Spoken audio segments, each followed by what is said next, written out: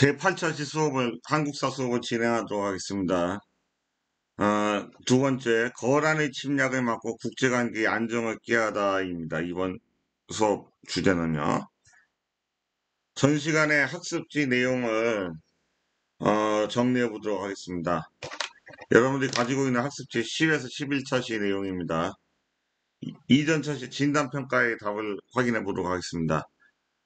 1번, 백제는 유학 지식에 밝은 오경 박사를 두어 오경 박사죠.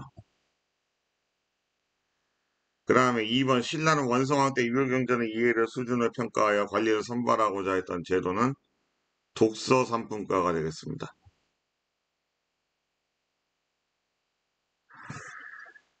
그 다음 개념정리 1번에 궁예는 901년에 후고구려를 건국을 했습니다. 2번 호족 세력은 궁예를 몰아내고 왕건을 왕으로 추대했습니다. 3번 노비안건법을 실시하고 과거제를 도입한 왕은 고려 광종이 되겠습니다. 광종. 4번에 제수과 명격과 잡과 승과로 구성된 고려의 관리 등용 제도는 과거제가 되겠죠. 옆에 자료학습 태조는 1번의 답은 후뇨 10조가 됩니다. 후뇨 10조에서 불교를 숭상할 것. 2번 나라의 실정에 맞게 고친 이성 육부제로 운영을 하였다. 육부제죠. 다음 뒷면의 형성평가입니다. 1번에 1번 광종은 노비안건법을 실시하여 호족의 경제력을 약화시켰습니다. 맞습니다. 2번 왕실과 공신의 후손 및 오품 이상 고관의 자손은 과거제를 통해서만 관직에 진출할 수 있었다. 아니죠. 음서제가 있었죠. 3번에 왕건은 궁예를 몰아내고 왕위에 오른 후 고려의 계승자임을 내세워 국호를 고구려라 정하였다. 고구려하고 고려가 바뀌었네요. 그래서 틀렸습니다. X. 2번 고려왕과 관련된 내용으로 옳지 않은 것은 1번 태조, 사신관과 기인제도 시행했고요. 2번 해종 때 외척 세력 사이에서 왕위 다툼 발생했고요. 3번에 이성육부의 중앙관제를 마련한 것은 정종이 아니라 성종 때입니다. 4번 광종 공신과 호족 세력을 숙청했고요. 5번은 성종은 최승로의 시무 28조를 수용해서 연등해와 팔관회를 중지시켰습니다. 3번 고려의 관리 등용제도에 대한 설명으로 옳은 것을 보기에서 골라봅시다. 과거는 양인 이상이면 응시가 가능했습니다. 여기서 양인은 신분적으로 자유민이에요. 국가의 세금을 납부하고 신분적으로 자유로운 사람들이죠. 양인의 반대는 뭐냐면 천민이 되겠어요. 천인. 천인은 신분적으로 예속이 돼 있고 자유가 없던 거죠. 그리고 대신에 세금을 납부하지 않습니다. 천한 존재이기 때문에. 차별을 받았던 양천제라고 해요, 그거를. 예, 전근대 사회에서의 신분제의 특징입니다.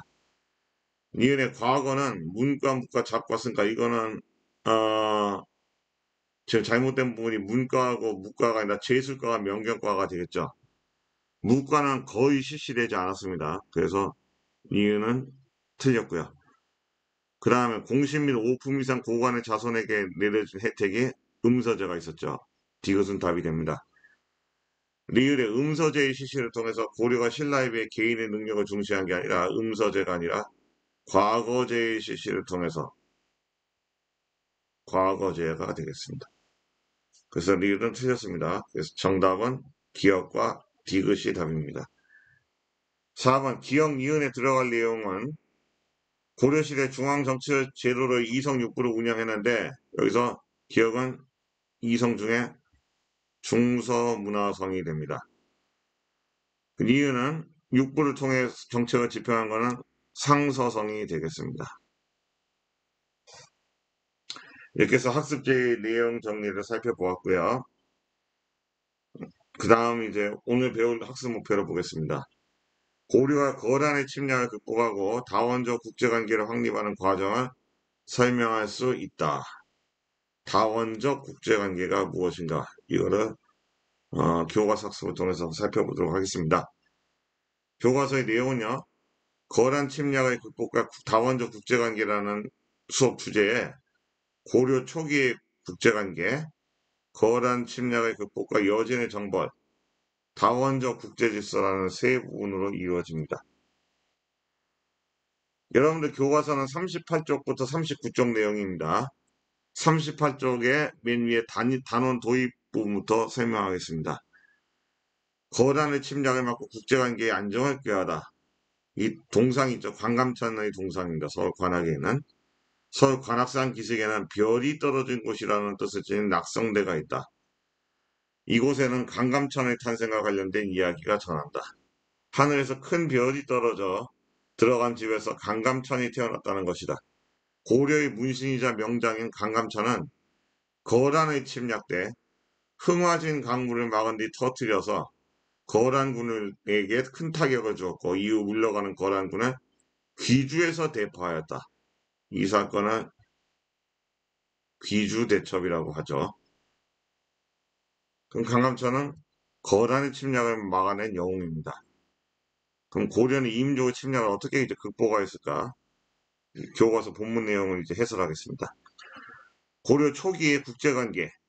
고려 태조 왕건은요, 발해를 멸망시킨 거란을 적대시했습니다. 거란이 나라 이름을 요로 바꿨어요. 그 다음에 중국의 한족 왕조와 우호적 관계를 맺었습니다.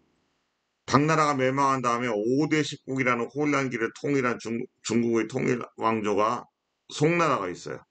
송나라하고는 우호적인 관계를 맺은 거죠. 그래서 이 네 글자로 이 정책을 무슨 정책이라고 하냐면 친송, 배요. 송나라에 친하고 거란족이 세운 요 나라는 배척한다라는 뜻입니다.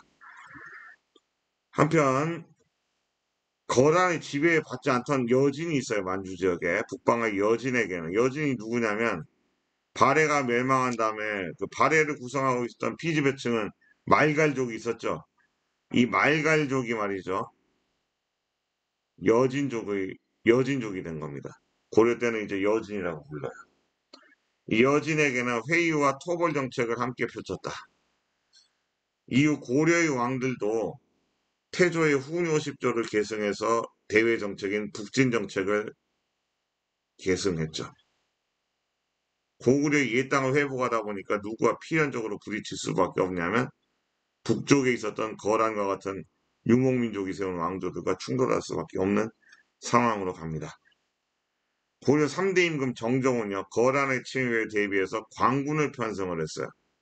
왼쪽 날개글에 고려 초기에 거란의 침입에 대비해 조직한 예비군의 성격을 띤 군대를 광군이라고 합니다. 한편 여진에게는요, 공물을 받고 물품을 하사했어요. 10세기 중반 송과 거란이 대립하는 가운데 고려는 송과 교류하면서 중국의 문물을 수용하는 이런 상황이었습니다. 그래서 내용 정리를 보면요. 고려 초기 국제관계 10세기 중반 송과 거란이 대립하는 가운데 고려가 송과 교류하며 중국의 문물을 수용했다. 태조는 북진 정책을 하는 과정에서 거란을 적대하고 중국의 한족 왕조와 우호적 관계를 유지합니다. 정종은 광군을 편성을 했고요. 그 다음에 상황을 볼까요? 요거는 이제 10세기에 당시에 동아시아 질서를 이제 지도로 표시한 겁니다. 연운 16주라는 곳이 있거든요. 여기가 굉장히 요충지인데 요 나라가 침략해 와가지고 송나라를 공격해서 뺏은 땅이에요. 송나라의 수도는 여기 카이펑이라는 불리는 변경이고요. 고려가 있죠. 거란족이 세운 요입니다. 거란이 있었어요. 거란. 예, 이런 관계였다. 송나라가 이제 수도로 옮기지 않아서 이제 북송이라 그래요. 여진이 세운 금에 의해서 공격을 받고 남쪽으로 도읍으로 옮겨서 그때부터 남송이라고 하는데 이건 이제 몇 세기 때? 10세기 때 상황이구나. 이런 상황에서요. 거란이 고려를 쳐들어옵니다. 거란이 세운 요가요. 고려는 쳐들어왔어요. 그 과정을 봅시다. 고려가 송과 친선 관계를 유지하자 거란은 고려를 침략을 해왔습니다. 993년에. 원인이 송과 친선 관계. 거란의 1차 침입은 고려군의 강력한 저항과 서희의 활약이 컸어요. 서희 외교 단판으로 극복할 수 있었습니다. 서희는 거란의 총사령관 소손영과 회담하면서 송과의 관계를 끊고 단절하고 거란과 교류하기로 약속을 했어요. 그 대가로 고려는 압록강 이때 거리를요 강동 육조를 획득해서 영토로 확정했습니다. 볼까요? 여기 지도에 소선영이 1차 침입 때 쳐들어왔어요. 이때 이렇게 얘기했습니다. 고구려의 이 땅은 거란의 영토인데 어찌하여 침범하냐? 서해, 우리는 고구려를 계승해서 나라 이름은 고려라 하였다. 만약 땅의 경계를 논한다면 그래 나라의 동경도, 바로 요의 수도 동경도 바로 고구려 땅이다, 우리 땅이다 이렇게 얘기했죠. 서해와 소선영이 회담하는 모습이에요. 서해는 고려가 고구려의 후계자임을 알리고 북방 지역의 교통로를 확보하면 거란과 교류하겠다고 약속했습니다. 그 결과 고려는 압록강 동쪽 280리에 개척하는데 거란의 동의를 얻어서 압록강 동쪽의 6지역 6주를 획득할 수가 있었던 거죠. 여기에 강동 6주가 되겠습니다. 예, 강동 6주예요. 압록강이 이렇게 흐르거든요. 압록강 동쪽에 6땅이다. 근데 이후 강조가 고려의 강조란 인물이 정변을 쿠데타를 일으켜서 현종이 즉위하자 이를 구실로 거란 고려를 다시 침입해 옵니다. 거란 황제가 직접 지휘한 2차 침입으로 개경이 함락되어 현종이 전라도 나주까지 피난을 했어요. 그러나 고을들이 자체적으로 방어하고 중앙군이 전열을 정비하면서 거란군은 소득 없이 물러납니다. 이후 거란은 10만여 명의 군대를 보내 다시 고려를 침입했어요. 이때가 3차 침입 때인데 3차 침입. 강감찬이 이끈 20만의 고려군이 거란군을 격파하여서 물리쳤습니다.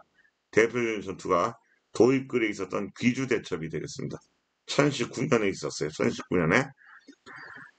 고려가 거란의 침입에 물리치자 동북쪽의 여진은 고려의 조공을 바치며 복속할 것을 자처했습니다. 그러나 12세기 초 여진 세력이 강성해지자 고려의 국경을 침범하기 시작합니다.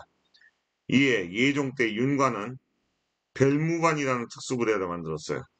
그래서 여진을 정벌해서 천리장성 밖 동쪽 지역에 동북 지역에 9개의 성을 쌓았습니다. 이거를 동북구성이라고 하죠. 동북구성. 동북구성. 그러나 여진이 계속된 반환 요구와 방어의 어려움으로 고려는 9성을 여진에게 돌려주었습니다. 여기서 천리장성이 나오죠. 지도에 보니까 1033년부터 44년에 만들었다고 하네요. 바로 고려 때 거란의 침입을 물리친 후 거란의 침입을 막고자 압록강에서 동해안 도련포까지 이렇게 쌓았던 이 길이 천리길이에요. 그래서 천리장성이라고 합니다. 물론 고구려 연개소문이 그 당나라의 침입을 막기 위해서 세운 7세기경의 천리장성도 있어요. 그냥 그 천리장성이 아니라 이것은 거란의 침입 이후에 11세기 때 고려가 쌓은 천리장성이다. 그리고 이 윤관의 여진정벌은 천리장성 밖으로 함경도 지역 쪽으로 진출한 것으로 평가하고 있습니다. 그 다음에 윤관의 여진정벌 이후에 그 여진족이 몰락한 게 아니었어요. 여진족의 족장 그 아구타라는 자가 부족을 통일한 다음에 강성해졌어요. 그래서 나라 이름을 금으로 세우고 이 거란족이 세웠던 요를 멸망시키고 난 다음에요. 이 송나라까지 쳐들어가서 송의 수도로 함락하고 송이 밀려서 남쪽으로 이렇게 도읍을 이만으로 옮겨요. 그래서 남송이 이제 성립이 됩니다.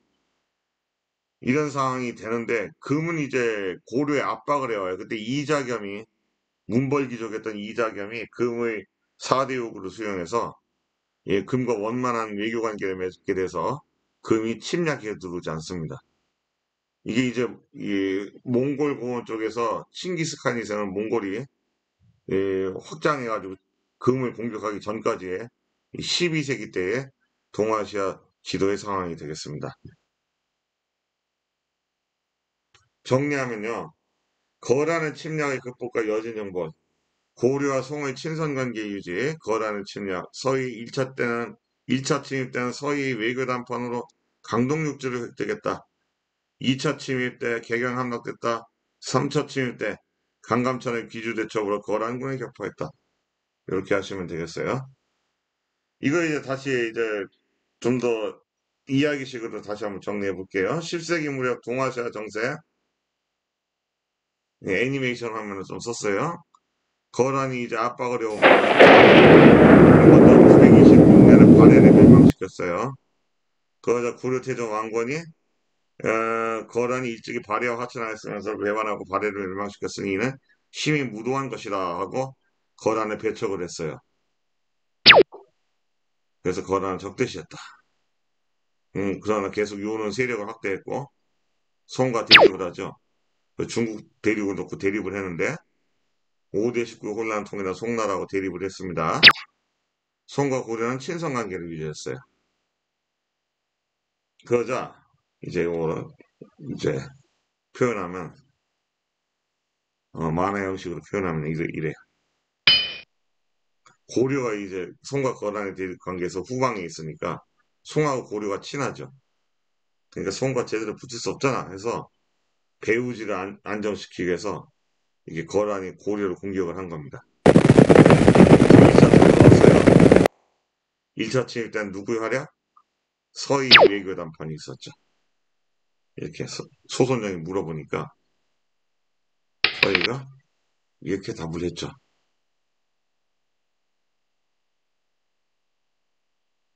그러자 소선장이 또 이렇게 답을 외교를 했죠. 그러자 이제 서희가 송과 외교를 단절하고 여진족이 장악하고 있는 이쪽의 압록강 쪽의 영역을 넘겨주면 고려에게 넘겨주면 거란과 외교 관계를 맺겠다 이렇게 약속을 했어요. 그래서 거란이 이거 허용을 하고 압록강 동쪽의 땅을 넘겨주죠. 그래서 강동 6주라고 합니다. 6개의 주. 용주, 흥화진, 천주, 통주, 곽주, 귀주까지. 귀주 대청한테 귀주입니다.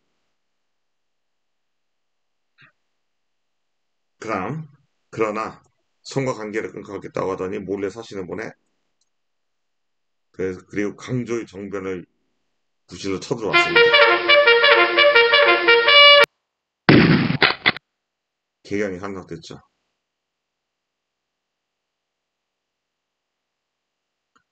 고려에서는 양규라는 명장에 반격을 가해서 거란을 물러갔죠. 그러나 고려왕이 직접 황제를 찾아온다더니 요 황제를 찾아온다더니 안 온다. 그래서 거란이 또 쳐들어왔어요. 3차치. 첫 번째 강감찬의 흑마진 전투. 뚝을 막아서 터뜨려가지고 수공을 가해가지고 무리용을 공격했죠.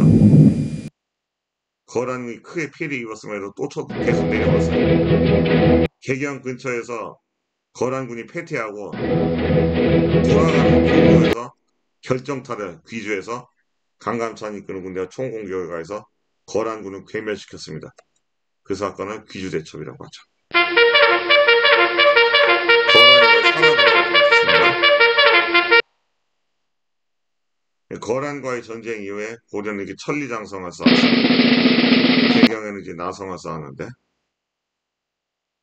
한편 그 말갈족이라 불리던 여진족들이 이제 고려에 복속이 됐었는데 12세기에 강성해가지고 천리장성 안쪽으로 쳐들어왔습니다.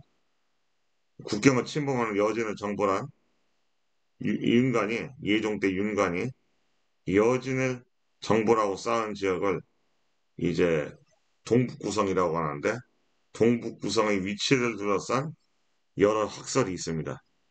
최대까지 공험진 지금의 그 연해주까지 러시아 땅 거기까지 간 걸로 좀 보고 있어요. 윤관이 여진을 몰아내 의주에 성을 쌓았다. 척경 입도비라 해가지고 윤관이 선춘령이라는 곳에 고려의 영토라고 쓴 경계비를 세우는 모습입니다. 그러나 동북 구성 방어에 어려움이 있었고 여진 지속적으로 간청하여 1년만 돌려줬다. 그 다음에 여진과의 관계 변화. 여진은 금을 세우고 거란이 있으면 요를 멸망시켰고 북송까지 멸망시켜서 송이 남쪽으로 도읍으로 옮겨서 남송이 됐습니다. 고려의 압력을 가해오자 이자겸이 당시 문벌귀족 실권자 이자겸이 요구를 수용해서 고려와 여진이 세운 금과는 전쟁이 없었습니다. 내용 정리죠. 여진정벌. 그 윤관의 여진정벌을 기억하시고요. 금이 세워지기 전입니다. 금나라 건국 전이에요. 그 다음 이제 교과서 39쪽 내용입니다. 다원적 국제질서와 황제국 체제의 구축. 고려, 거란, 송 사이에서 세력 균형이 이루어지자 고려는 이러한 국제관계 속에서 국가의 안정과 실리를 추구를 했습니다. 어떤 상황에서요? 고려, 송나라, 거란 사이에서 세력 균형이 이루어진 거죠. 이렇게. 고려는 거란과 공식적인 사대 관계를 맺어 조공을 바치고 거란의 연호를 사용했습니다. 이 거란의 침입을 물리친 다음에 거란이 더 이상 쳐들어오지 않게 하기 위해서 실리적인 선택을 한 것이죠. 거란에서는 고려 국왕의 생일에 축하사절을 파견하는 등 고려를 우대했습니다. 고려는 또 송과도 사절단을 계속 교환을 했어요. 거란의 압박을 받고 있던 송은 고려 사신을 대등한 국가 간의 사신인 국신사로 대우하기도 하였습니다. 한편 고려는 자국 중심의 국제관계를 확립을 했습니다. 탐나와 여진을 하위 세력으로 두어 지배층에게 관직을 하사하고 조공을 받았습니다. 탐나는 제주도. 여진족을 말하죠. 이게. 하사란 말은 임금이 신하에게 또는 윗사람이 아랫사람에게 물건을 준다. 이런 의미죠. 고려에 편입되기를 원하는 여진족은 그 거주지를 명목상 고려의 군현으로 편제하고 자치적으로 운영하도록 하였습니다. 또한 국왕의 복식이나 용어, 의례 등을 중국의 황제와 동등하게 하여 내부적으로 고려는 황제국의 체제를 갖췄던 거죠. 여기서 나오는 인식이 바로 해동천하라는 인식이 나오게 됩니다. 바다 동쪽의 천하는 천하의 황제국이다. 누가? 고려가. 이 부분인데요. 그 밑에 우리 다시 내용 정리하고요. 탐구 활동을 살펴보도록 하겠습니다. 그래서 다원적 국제질서 황제국 체제의 구축. 다원적이라는 것은 고려가 말이죠. 거단하고의 관계도 맺고 또 송과의 관계도 맺고 이런 식으로 대하는 게 좀 다르죠. 그렇죠? 이 사이의 세력 질서를 말합니다. 다원적 국제질서. 국가의 안정과 실리를 추구하였다. 황제국이었다. 자국 중심의 국제관계 확립. 국왕의 복식이나 용어 의례 등이 중국 황제와 동등하게 했다.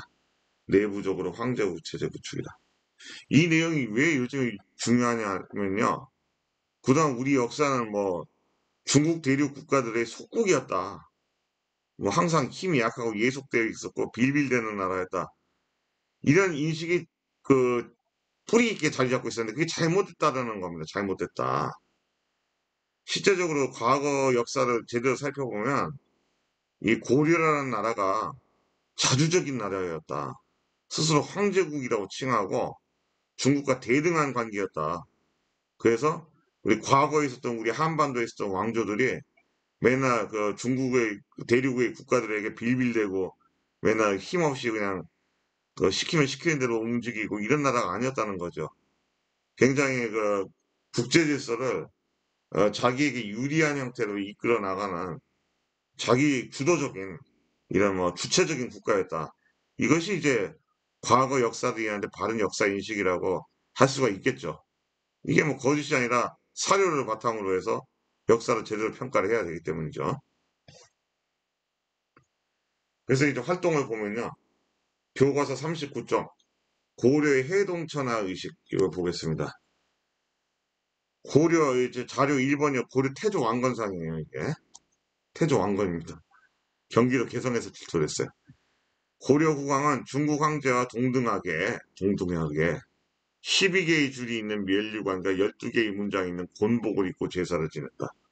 통천관과 강사포를 착용하고 축하를 받았으며 황제의 포를 입고 진무하였다. 현능에서 붙어는 왕건상에서도 통천관을 착용하는 모습을 보이고 이게 통천관입니다. 이게 황제국임을 알 수가 있죠. 자료 2번. 광종이 즉위 때 사용했고 황제라 칭하고 개경을 황도라고 했다. 연호를 광덕 준풍과 같은 독자적 연호로 사용했다. 중국과 다른 연호죠. 그래서 경기도 안성의 망이산성에서는 준풍 4년이라는 글씨를 새긴 기와가 발견되는데 여기서 준풍이 바로 그 연호다. 광종이 사용한 연호다. 황제국이었다. 고려가 황제국이었다는 인식을 바탕으로 한다. 고려인들 스스로 황제국의 사람들이라 이렇게 인식했던 거죠. 고려시대에 지어진 풍합송이라는 고려 가요가 있어요. 여기 가사를 보면요. 해동의 천자라고 나와요. 해동의 천자는 현세의 신령과 부처님이니 하늘도와 교화를 펴러 오셨네. 세상을 다스리는 은혜가 깊으시니 원근과 고금의 드문이니네. 외국에서 친히 달려와서 모두 기회하여 사방의 변경이 편안하고 깨끗해져서 창과 깃발을 내던지게 되니 성스러운 덕은 요나 탕임금에게도 견주기 어려워라. 남쪽과 북쪽 오랑캐가 스스로 조정해와서 온갖 보물을 우리 천자의 뜰에 바치는구나. 그래서 천자는 고려 황제를 말하죠. 고려 황제, 고려 왕들을 말합니다. 요나 탕은 누구냐면 중국의 고대의 유명한 그 성군이라고 할 수 있는 국왕들이에요. 자료 1, 2에서 고려 국왕의 위상을 알 수 있는 부분은요.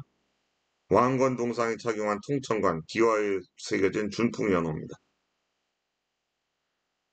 자료 3에서 고려인들이 고려와 주변국의 관계를 어떻게 인식하고 있는지 서술해보자. 주변국과 동등하다고 생각하거나 일부 주변국은 하위 세력으로 여겼다. 이것이 예시 답이 되겠습니다.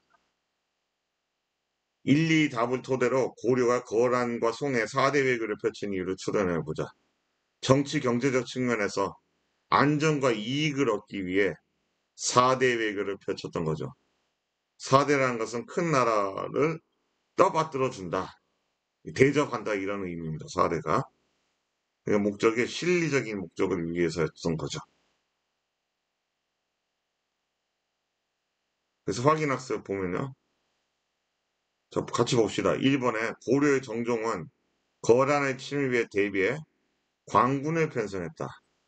2번 거란의 1차 침입 때 거란 장수 소선영과 회담하여 강동육지를 획득한 고려에는요. 서희가 되겠죠. 1번 강감찬은 벨무반을 끼고 여진을 정벌하여 천리방 장성 밖 동북쪽에 9개의 상을 쌓았다. 강감찬이 아니라 윤관이 되겠네요. 윤관. 그래서 X. 2번 고려 거란 송사에서 세력 균형이 이루어졌어요. 어느 사건 이후에? 고려와 거란의 전쟁 이후에요. 고려와 거란의 침략을 막아냈죠. 그쵸?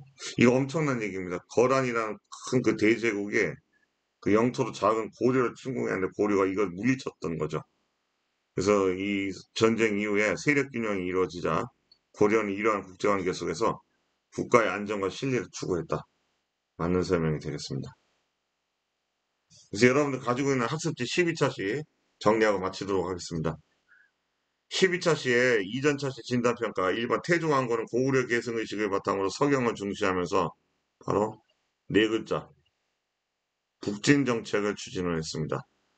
중성문화상의 재신과 중추원의 출신은 도병마사와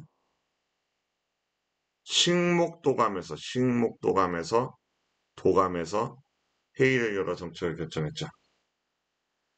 1번 자 개념 정리 1번 발해를 멸망시킨 거란을 적대했다. 누굽니까? 태조왕건이죠. 2번에 1차 침입 때 소선영과 외교 담판으로 어디를 획득했느냐? 강동육주가 되겠죠. 강동육주를 획득했습니다. 3번 거란의 재침입. 이때 강감찬이 귀주대첩에서 거란군을 격파했죠. 그 다음에 4번 윤관이 별무반을 이끌고 여진을 정벌했습니다.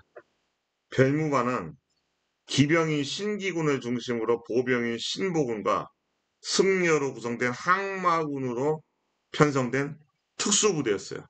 고려의 특수부대였습니다. 그래서 여진을 정벌하고 동북 구성을 쌓았다. 그러나 구성을 여진에게 반환했다. 그죠? 그 다음 자료학습 1번에 고려군의 저항과 1번에 들어가는 서희죠. 서희. 2번 고려 요 또는 거란이 되겠죠.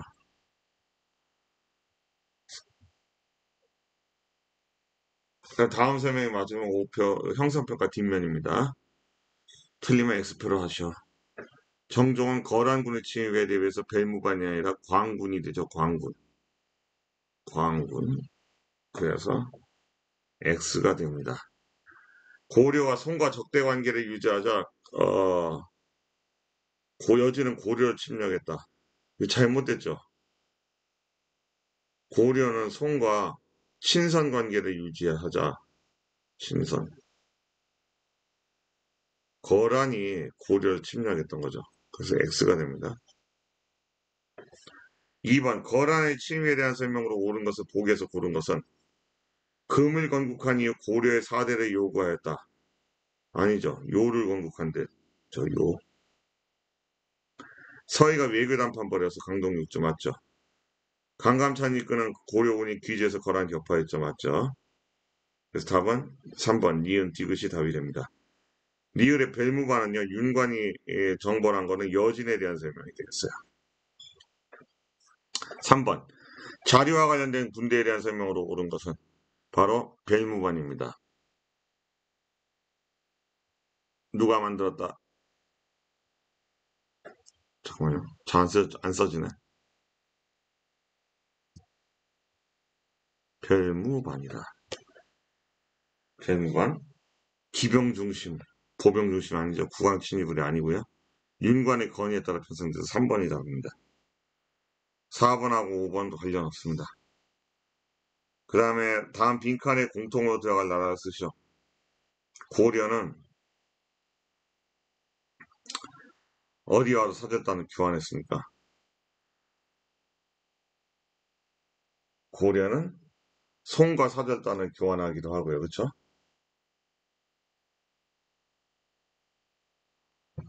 거란의 압박을 받던